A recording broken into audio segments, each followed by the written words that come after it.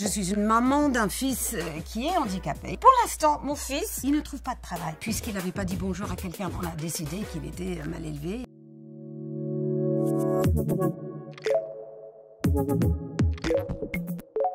Bonjour, je suis Charla Carter, animatrice télé. Je présente une émission qui s'appelle Incroyable Transformation sur M6. Bienvenue sur Papillon Action. J'ai travaillé pendant presque 30 ans dans la mode, en tant que rédactrice de mode, styliste de mode et journaliste de mode, pour des magazines à l'étranger et à Paris, en tant que correspondante, Vogue Australie, Madame Figaro, dernièrement en tant que directrice de la mode du magazine Gala. Et là, depuis 3 ans, je suis animatrice d'une émission qui s'appelle Incroyable Transformation sur M6. L'émission consiste à faire du relooking. Ça veut dire les transformations sur des gens qui viennent parce qu'ils ont un problème, très souvent physique, mais ça peut aller plus loin que ça. Et moi, je m'occupe de la mode. Donc, il y a un coiffeur, un maquilleur et moi, nous sommes une petite équipe de 3 et on transforme les gens. Et on espère transformer leur vie. La mode, c'est un milieu qu'on peut considérer comme superficiel. J'ai découvert avec l'émission que justement, un beau vêtement ou un vêtement bien adapté à leur morphologie, une belle coupe adoptée à la forme de leur visage et un beau maquillage, ça peut leur donner une confiance extraordinaire. Et c'est ça les vraies transformations. C'est pas justement d'habiller un mannequin sur papier glacé. Ça, c'était vraiment la chose que, avant de faire cette émission, j'avais vraiment pas compris ça. Et ça, pour moi, c'était très gratifiant. Une fois, on a eu une fille en chaise roulante qui a déjà fait des émissions à la télévision pour justement parler de son handicap. On lui a fait la coupe de cheveux, un changement de maquillage, des vêtements confortables, adaptés à sa situation physique. Elle s'est vue autrement dans la glace quand elle s'est découverte. Et pour moi, ça, c'était très émouvant. De ma petite façon, j'ai l'impression que j'apporte tout petit peu de mode et je l'adapte à la vraie vie de la personne. Là, je me dis, au moins, la mode sert à quelque chose. Et la mode devait être pratique. Jolie, mais pratique. Et portable.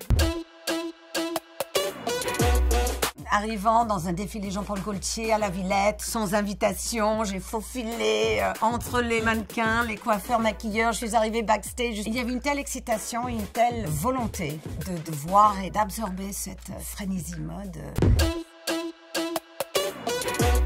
Je suis une maman d'un fils qui est handicapé. Il a ce qu'on appelle un handicap invisible. Il fait partie de ceux et celles qui sont sur le spectrum autiste. C'est un trouble d'apprentissage qui est non verbal. Donc c'est un garçon qui parle très facilement. Mais il a une approche un peu difficile avec les gens. Il ne les regarde pas droit dans les yeux. Socialement parlant, il est très maladroit. On ne se rend pas compte combien ça peut lui créer des préjudices. Il vient de terminer justement un travail où je pense que son cas n'a pas été suffisamment bien expliqué. On lui a fait comprendre que, puisqu'il n'avait pas dit bonjour à quelqu'un, on a décidé qu'il était mal élevé. Le bonjour n'est pas conditionnel.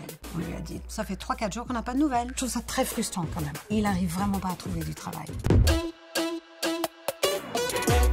Il a du mal à magasiner tous les éléments du monde extérieur. C'est un handicap qui fait que il est très à l'aise à l'intérieur. Il aime bien quand il y a 4 murs autour de lui. Il aime bien toujours faire la même chose. En France, à l'époque, on disait juste « Ah, votre fils, qu'est-ce qu'il est turbulent, il perturbe la classe. » Mais ça, c'était il y a 10-15 ans. Il y avait beaucoup moins d'ouverture en France pour justement des choses étrangères et des choses un peu différentes. Mais j'espère que ça va mieux maintenant.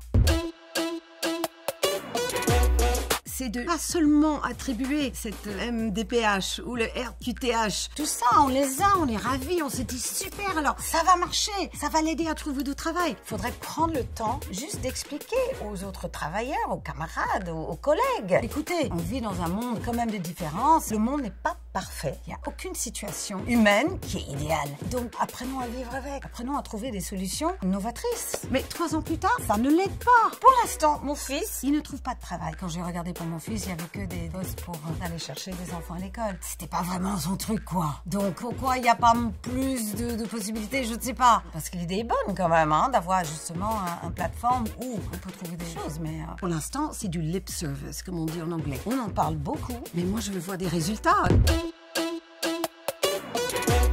S'il y a une chose que je peux dire, il ne faut pas renoncer. Don't give up. Parce qu'il y aura forcément quelque chose qui va arriver, qui va tomber du ciel. Au moment, quand vous l'attendez, peut-être le moins. Il faut continuer à chercher. Dès que vous rencontrez qui que ce soit, posez la question. Moi, je le fais sans cesse. Pour mon fils, vous n'auriez pas une poste que, vous n'auriez pas une possibilité. On ne sait jamais. Think positive. Au lieu de penser le pire, pensons comment est-ce qu'on peut justement traduire cet handicap en quelque chose de nouveau et de positif.